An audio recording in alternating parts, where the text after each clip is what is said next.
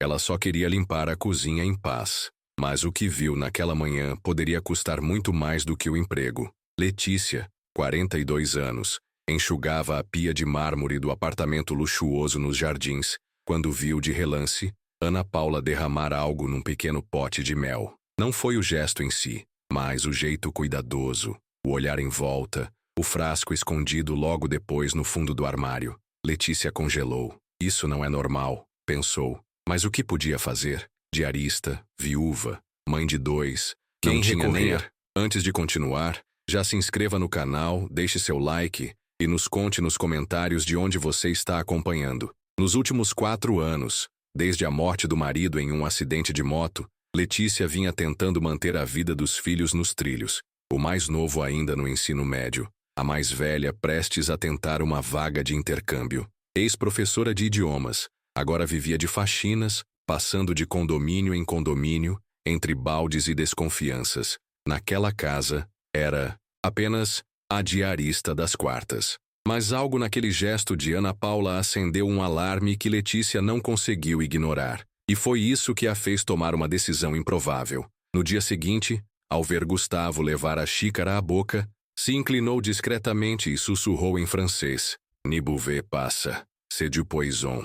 Gustavo Salgado congelou. A frase dita naquele idioma o desconcertou mais do que o conteúdo. Ele conhecia francês, estudara fora nos anos 80, e sabia o que aquelas palavras significavam. Não beba isso, é veneno. Por um segundo, achou que tinha entendido errado, mas ao virar o rosto, viu Letícia organizando os panos como se nada tivesse acontecido. A mente dele acelerou. Será que era uma brincadeira? Um surto? Ou pior, uma verdade impossível? Engoliu em seco e fingiu normalidade. Não bebeu o café. E ao longo do dia tentava ignorar uma avalanche de lembranças. Tonturas frequentes, palpitações, exames sem diagnóstico. Tudo voltava como flashes incômodos. Naquela noite Gustavo não dormiu. Reviu mentalmente cada uma das manhãs dos últimos meses. Os cafés preparados por Ana Paula. O mel orgânico que ela insistia que ele usasse. As discussões frias entre os dois. O modo como ela sorria quando ele dizia estar exausto. É o estresse, amor, dizia ela com uma calma calculada. Pela primeira vez, Gustavo cogitou algo que até então pareceria paranoia. E se estivesse sendo envenenado aos poucos? Na manhã seguinte fingiu rotina. Mas antes de sair, ligou para Bruno, técnico de TI de confiança da empresa. Preciso instalar câmeras discretas na cozinha e na copa. Ninguém pode saber, nem a minha esposa. Bruno estranhou o pedido, mas não questionou. Instalou tudo em uma tarde de sexta, quando Ana Paula estava no salão e Letícia fora liberada mais cedo. Câmeras minúsculas, posicionadas de forma estratégica. Uma voltada para o armário do mel, outra para a bancada, e uma terceira, quase invisível, voltada para a cafeteira. No sábado, Gustavo fingiu sair para uma reunião, mas ficou no carro, monitorando tudo pelo celular. E às 7h48, lá estava Ana Paula, sozinha, tranquila, abriu o armário, pegou o frasco escondido, despejou 2 gotas no pote de mel e o misturou calmamente. Depois lavou as mãos, passou batom e chamou o marido para o café. Gustavo não desceu. Mandou uma mensagem dizendo que estava resolvendo algo urgente pelo telefone. Assistiu à gravação 4 vezes, em silêncio. O sangue gelou. A mulher com quem dividia a vida há 12 anos estava tentando matá-lo? O que mais era mentira? E por quê? A cabeça dele girava. Resolveu ir até o fundo. Pegou o print da gravação e enviou para Letícia com uma mensagem seca. Era disso que você estava falando? Minutos depois, ela respondeu com uma única imagem. Um frasco de vidro fotografado no fundo do armário, ao lado de um alerta em caixa alta de uma amiga farmacêutica. Digitoxina. Altamente tóxica. Efeito cumulativo. Denuncie. Letícia não esperava a resposta. Achou que depois de enviar a foto e o alerta, Gustavo ficaria em silêncio. Mas no dia seguinte, às 6 da manhã, recebeu uma ligação dele. A voz era firme, direta, mas sem agressividade. Preciso conversar. Hoje, aqui em casa. Só você e eu. Letícia hesitou, mas foi. Chegou com a roupa simples de sempre, os olhos atentos e a postura discreta. Gustavo a recebeu na sala de estar. Não havia café, não havia Ana Paula, só silêncio. Por que você me avisou? Ele perguntou. Letícia respirou fundo antes de responder. Porque eu já perdi demais na vida. E não conseguiria ver outra tragédia acontecendo diante dos meus olhos. Ele ficou em silêncio por longos segundos. Depois, passou o celular para ela e mostrou os vídeos. Letícia assistiu sem piscar. Confirmou com a cabeça. É o mesmo frasco. Gustavo se levantou, andou até a janela. Eu confiei nela. Planejamos a vida juntos. Como ela foi capaz? Letícia não respondeu. Sabia que aquela dor não tinha resposta pronta. Apenas olhou para ele com o mesmo olhar, firme que usava quando ensinava seus alunos a diferenciar o passé composé do imparfait. Um olhar que dizia, você vai sobreviver. Naquele instante, Gustavo percebeu. Aquela mulher não era só a diarista. Era alguém com mais coragem do que qualquer executivo de terno que ele conhecia. Na segunda-feira, Gustavo acionou um advogado de confiança. Pediu descrição total. Quero resolver isso sem mídia, sem polícia na porta, sem escândalo, mas com provas. E elas não pararam de chegar. As câmeras captaram o mesmo ritual nos dias seguintes. Ana Paula sozinha,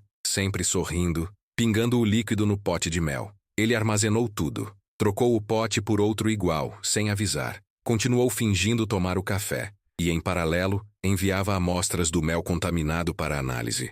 O laudo veio 5 dias depois. Digitoxina confirmada. Altíssima concentração. E com isso Gustavo enfim tinha tudo o que precisava. Ele não gritou, não fez escândalo. Esperou a manhã seguinte, chamou Ana Paula para o café, da manhã, como de costume. Sentaram-se à mesa. Ele tomou um gole de suco e a encarou. Ana, quero te mostrar uma coisa. Ligou o notebook e deu play no vídeo. Ela viu a si mesma na tela, mexendo o mel, com expressão tranquila. Em segundos, empalideceu. O que é isso? Ela tentou disfarçar. Gustavo manteve o olhar fixo. É a gravação da nossa cozinha. E esse é o seu veneno. Ana Paula levantou-se de súbito. Você está louco? Mas ele não respondeu. Apenas abriu o envelope com o laudo toxicológico. Colocou sobre a mesa. Assinei a denúncia. Está feito. O rosto de Ana Paula mudou. A arrogância se desfez em segundos. Tentou se justificar. Disse que era um remédio, uma vitamina natural, que ele estava paranoico. Mas já era tarde. Gustavo levantou-se, caminhou até a porta da sala e a abriu. Você tem até amanhã para sair da casa. O advogado vai te enviar os termos do acordo. Já está tudo formalizado. E antes que tente inverter qualquer coisa, saiba que tenho backups. Muitos. Ana Paula saiu cambaleando. Nunca mais voltou. Gustavo não fez questão de entender os motivos. Não queria explicações. Queria paz. Pela primeira vez em anos, tomou um café simples, sem mel, e sentiu o gosto da própria coragem. 2 dias depois, Gustavo chamou Letícia na biblioteca da casa. Você me salvou, disse sem rodeios. Ela tentou sorrir, mas desviou os olhos. Não fiz mais do que minha consciência mandou. Ele insistiu. Quero te fazer uma proposta. Fixa, salário triplo, benefícios. Você cuida da casa, com liberdade. Confio em você como não confio em ninguém. Letícia pensou por longos segundos. A oferta era tentadora, especialmente em tempos tão difíceis. Mas respondeu com a firmeza que só os que passaram pela dor sabem ter. Prefiro manter minha liberdade, mas, se puder, gostaria de ajuda com os estudos dos meus filhos. Gustavo assentiu sem hesitar. Na semana seguinte, os papéis estavam prontos. Gustavo não apenas bancou o curso de idiomas do filho mais novo de Letícia, como também financiou o intercâmbio da filha para o Canadá. Nada foi dito em público, nada foi divulgado. Nem mesmo os funcionários do prédio souberam o que houve entre o casal Salgado. A casa ficou mais silenciosa, mais leve. Letícia continuou indo às quartas, agora com horários mais flexíveis. Quando Gustavo viajava, deixava a chave com ela, sem câmeras, sem desconfiança. Era como se, ali entre panos e móveis, nascesse uma confiança rara, construída não por palavras, mas por atitudes, firmes em momentos decisivos. A vida seguiu seu curso. Os filhos de Letícia começaram a florescer. O menino se destacando na escola de línguas, a menina mandando fotos sorridentes do outro lado do mundo.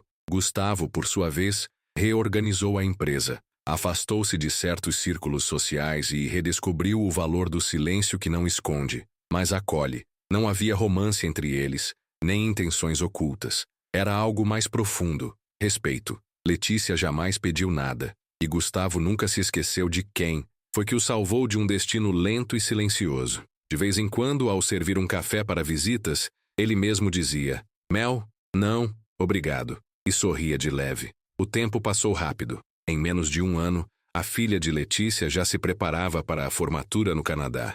Letícia nunca havia saído do país, mas com a ajuda de Gustavo, conseguiu as passagens. Ao pisar no aeroporto de Toronto, com o coração apertado e os olhos marejados, sentiu-se pequena e gigante ao mesmo tempo. O auditório da escola estava lotado, mas nada abafava o som da voz da filha ao entrar no palco.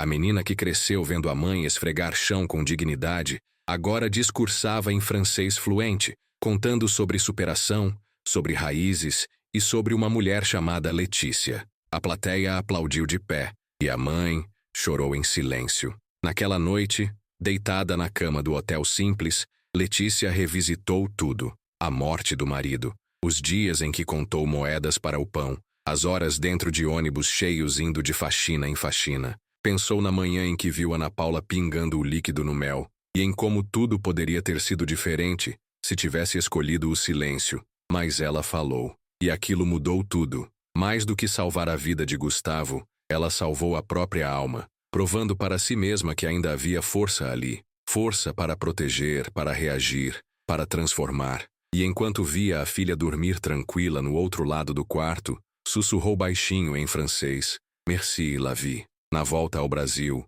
a rotina parecia igual, mas Letícia não era mais a mesma. Carregava no olhar uma segurança que poucos conseguiam enxergar. Passava despercebida para muitos ainda. Síndicos que mal cumprimentavam, vizinhas que se achavam superiores.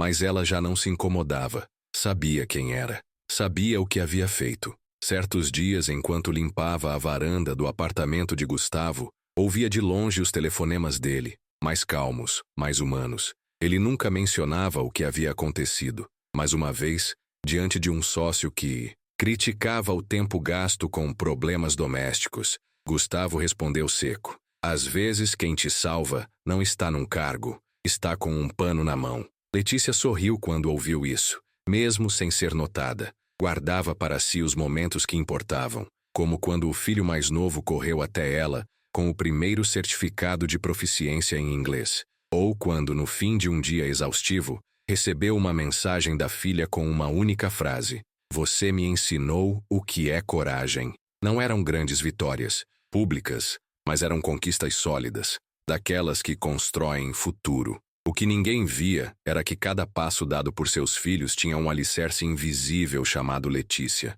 mulher que um dia sussurrou uma verdade em francês e mudou para sempre o rumo de uma vida que parecia condenada ao silêncio. Com o tempo, Gustavo passou a olhar para os detalhes da casa com mais atenção. Flores na varanda, livros fora da estante, pratos simples servidos com capricho. Letícia não se impunha, mas sua presença era sentida. Um dia, ao notar que o patrão estava mais abatido que o normal, ela deixou discretamente sobre a mesa um bilhete escrito à mão: O corpo fala o que a alma cala. Descanse. Ele não comentou, mas no dia seguinte, cancelou todas as reuniões e passou a manhã no parque, sozinho, observando crianças correndo. Era como se Letícia, mesmo em silêncio, dissesse o que ninguém mais ousava. E ele, pouco a pouco, reaprendia a escutar. Foi durante uma dessas manhãs silenciosas que Gustavo teve uma ideia. Queria montar um projeto social de apoio a mulheres chefes de família,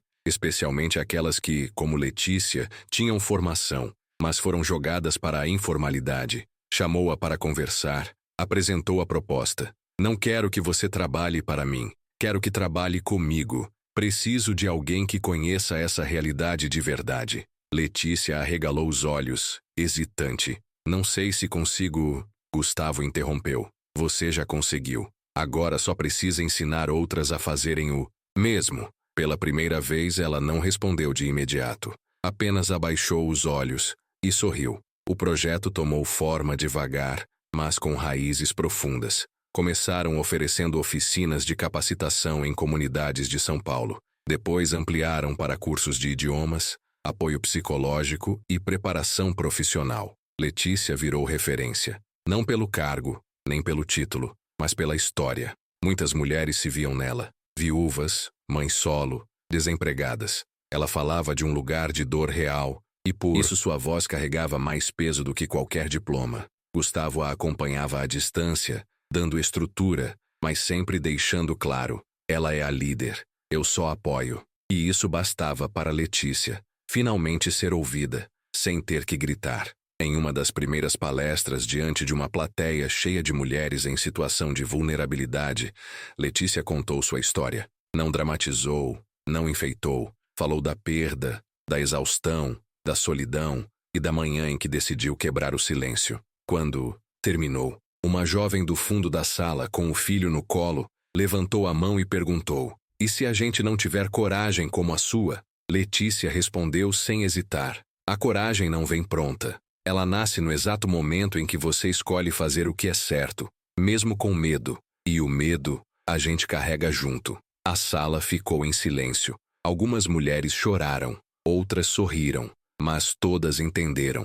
A repercussão foi maior do que esperavam. Entrevistas, convites, doações, mas Letícia sempre mantinha os pés no chão. Continuava fazendo faxinas esporádicas, não por necessidade, mas por escolha. "É o que me mantém conectada com a realidade", dizia. Certa vez uma jornalista tentou glamorizar sua trajetória, chamando-a de "a faxineira que virou executiva". Letícia sorriu com gentileza e corrigiu: "Não virei nada, eu sempre fui, só não me enxergavam." Essa frase correu pelas redes sociais, virou estampa de camiseta e post em fórum de lideranças femininas. Mas para ela, o maior reconhecimento ainda era o olhar dos filhos, cheio de orgulho e amor. Gustavo, por sua vez, também mudou. Tornou-se mais presente na vida da empresa, mas menos obcecado. Criou uma política interna para promover funcionários de base, passou a ouvir mais os relatos dos porteiros, auxiliares, copeiras. "Tem muita Letícia por aí, só falta alguém prestar atenção." Ele dizia isso sem pose de herói, apenas como alguém que foi salvo a tempo. Na sala da diretoria, o pote de mel continuava lá, intocado, como um lembrete discreto do que quase foi. E ao lado dele, um cartão emoldurado escrito à mão: "Ne pouvez passar." O início de tudo, o sussurro que virou revolução. Num fim de tarde de sexta-feira, Letícia estava voltando de uma palestra quando o celular tocou. Era Gustavo. A voz diferente, leve, quase emocionada. "Minha filha mais velha me mandou um áudio." Ela disse: "Pai, nunca te vi tão bem. Acho que você ficou mais humano." Letícia ouviu em silêncio. "E foi você, Letícia. Foi você quem me mostrou que ainda dava tempo." Ela não respondeu, só sorriu, emocionada. Sabia que algumas transformações não se explicam, apenas acontecem, e às vezes vêm de onde menos se espera, como uma faxineira que sussurra um aviso em francês e quebra o ciclo de silêncio e destruição. Pouco depois, uma nova turma se formava no projeto social. Mulheres de diferentes histórias, com uma coisa em comum: todas tinham sido ignoradas por tempo demais. Letícia, como sempre, abriu o encontro com uma história, mas dessa vez não a sua. Contou a de outra mulher do grupo que havia recomeçado depois de fugir de um relacionamento abusivo. Ao final, abraçou a participante e sussurrou no ouvido dela a mesma frase que dissera meses antes: "Merci, la vie." Aquilo virou tradição nos encontros. Não era sobre francês, nem sobre Letícia. Era sobre reconhecer, agradecer e seguir em frente. Mais fortes, mais conscientes, mais vivas. Em casa, Letícia seguia sendo a mesma. Lavava a louça ouvindo música antiga, cuidava das plantas da varanda e deixava bilhetinhos para os filhos na porta da geladeira. Mas, por dentro, algo havia mudado. Sentia-se inteira de novo. Não pela ajuda recebida, mas pelo poder de ter escolhido agir, mesmo quando tudo mandava calar. Certa noite, seu filho mais novo, já adolescente, perguntou: "Mãe, por que você não ficou rica com tudo isso?" Ela riu, acariciou o cabelo dele e respondeu: "Porque eu não quis trocar minha liberdade por vitrine. A verdadeira riqueza é essa. Aqui, ó, você, sua irmã e essa paz que mora na minha alma." No mês seguinte, Letícia foi convidada para abrir um evento internacional de liderança feminina. O palco era grande, as luzes fortes, a plateia cheia de executivos, ativistas e jornalistas. Ela subiu com passos firmes, vestida com simplicidade. E quando pegou o microfone, disse apenas: Meu nome é Letícia. Sou mãe, faxineira e professora. E um dia salvei a vida de um homem com uma frase em francês. Silêncio na sala. E então, ela continuou. Mas o que realmente importa é que, naquele dia, eu salvei a minha própria vida também. Porque escolhi não me calar. Porque entendi que toda dor pode virar força, quando a gente escolhe levantar. Aplausos de pé. Após o evento, Letícia foi cercada por pessoas pedindo fotos, entrevistas, parcerias. Mas ela agradeceu com delicadeza e saiu pela porta dos fundos, com a mesma discrição de sempre. Preferia voltar para casa, preparar o jantar dos filhos e ouvir como foi o dia deles. Ao entrar no apartamento simples, foi recebida com o aroma de arroz fresquinho e o som do riso da filha, de volta do Canadá. Mãe, você viu? Você tá em todos os sites de notícia. Letícia sorriu, mas respondeu com leveza. Eles estão vendo agora o que eu já sabia há muito tempo, que a gente pode ser gigante, mesmo limpando o chão. Naquela noite, enquanto arrumava a cozinha com a filha, Letícia reparou em uma carta sobre a mesa. Era escrita à mão, com papel elegante e envelope selado. Veio de Gustavo. Uma mensagem curta. Nunca mais tomei mel, mas nunca mais fui o mesmo. Obrigado por ter me salvado e me ensinado a ouvir. Letícia dobrou a carta com cuidado, guardou numa caixinha onde mantinha lembranças do marido, desenhos dos filhos e recortes de jornal. Não por vaidade, mas por gratidão. Cada item ali contava uma parte da sua história. E agora, mais do que nunca, ela sabia que aquela história merecia ser lembrada. O projeto continuava crescendo. Algumas das mulheres formadas por Letícia já tinham conseguido emprego. Outras abriram pequenos negócios. A ONG, antes um sonho no papel, agora tinha sede, equipe e voluntários. Gustavo ajudava com a estrutura, mas fazia questão de que Letícia permanecesse no centro das decisões. E ela, mesmo sem formação executiva, liderava com sensibilidade e firmeza. Certa vez, uma consultora sugeriu que ela melhorasse a imagem para parecer mais profissional. Letícia respondeu com calma: não vou mudar o que sou para caber no que esperam. O que transformou essa ONG foi a verdade, não a aparência. A filha de Letícia, inspirada por tudo que viu, começou a estudar pedagogia. Disse que queria ajudar outras crianças a sonharem mais alto. Já o filho, apaixonado por línguas, foi convidado a dar aulas em uma escola comunitária. Letícia assistia de longe, com os olhos cheios de emoção. Cada passo deles era um reflexo do que ela lutou para construir. Um dia, no meio da sala, enquanto dobrava roupas lavadas, sentou-se por um instante, respirou fundo e murmurou para si mesma: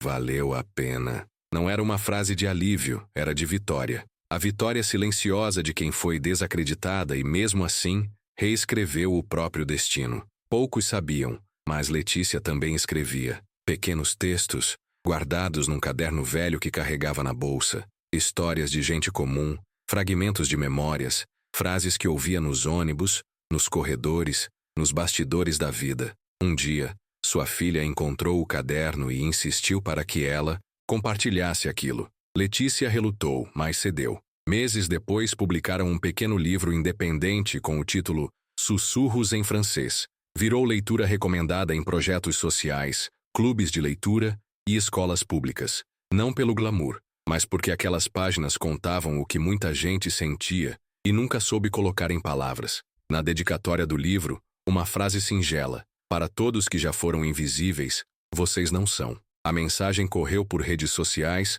grupos de WhatsApp, murais de escolas. Letícia virou símbolo sem querer ser. Continuava acordando cedo, lavando a roupa com sabão em pedra e tomando café preto sem açúcar. Mas agora, quando caminhava pelas ruas do bairro, era reconhecida. As pessoas a olhavam com respeito, algumas com lágrimas nos olhos. E ela sempre dizia a mesma coisa: eu sou só uma mulher que não quis se calar. Era simples assim, e ao mesmo tempo, era tudo. Certa manhã, ao sair de casa para mais uma palestra, Letícia parou diante do espelho da sala. Já não via apenas a mulher cansada dos tempos difíceis.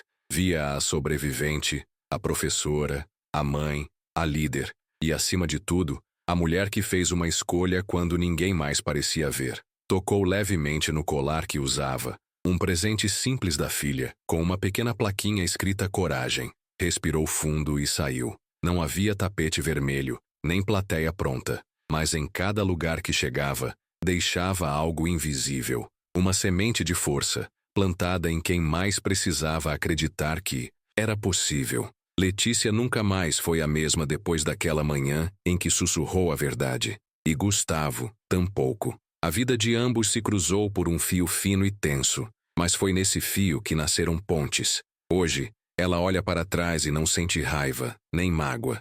Sente gratidão, porque a vida, às vezes cruel, também é justa com quem se recusa a ser apagado. E se alguém perguntar o que mudou, ela dirá com os olhos marejados: tudo, porque naquele dia eu entendi que não basta sobreviver, é preciso viver com dignidade.